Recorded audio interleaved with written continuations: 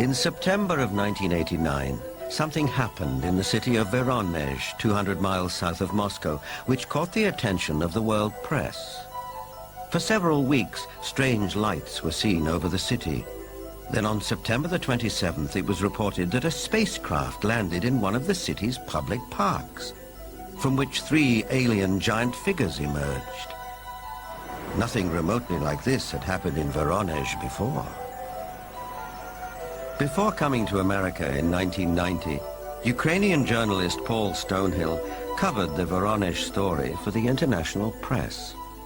Top Voronezh researchers of anomalous phenomena, who include scientists, geologists, and also some military people, went to the site immediately thereafter. They were on the site on the 3rd of October studying and collecting specimens.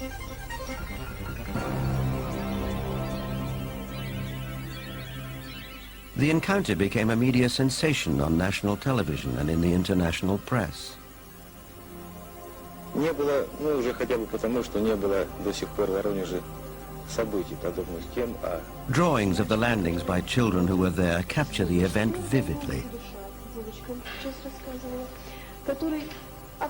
It attracted the attention of the media around the world because it was effectively endorsed by TASS, the Soviet news agency, who up until that time had certainly not given any credence at all to this kind of story.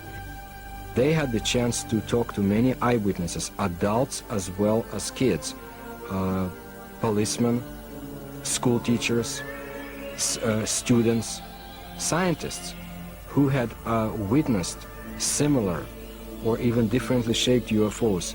The underlying theme was that giant-like beings exited from strange-looking craft, did some research throughout Voronezh, and were able to get back to their craft and fly away.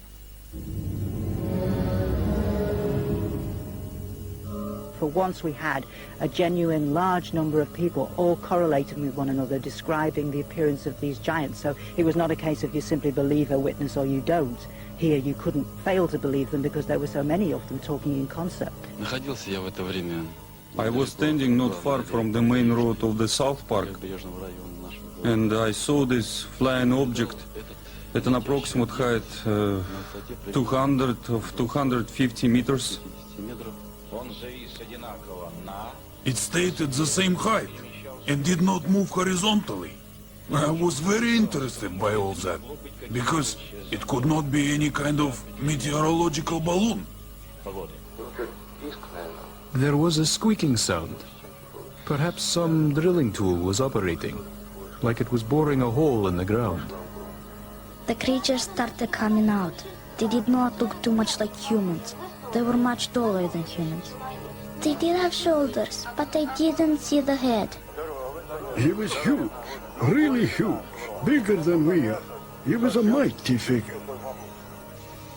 In 1989, Sergei Makarov was one of the school children who was in the Voronezh park. I remember a crowd that gathered around the place. Everybody was scared. Everybody turned pale. I was absolutely flabbergasted.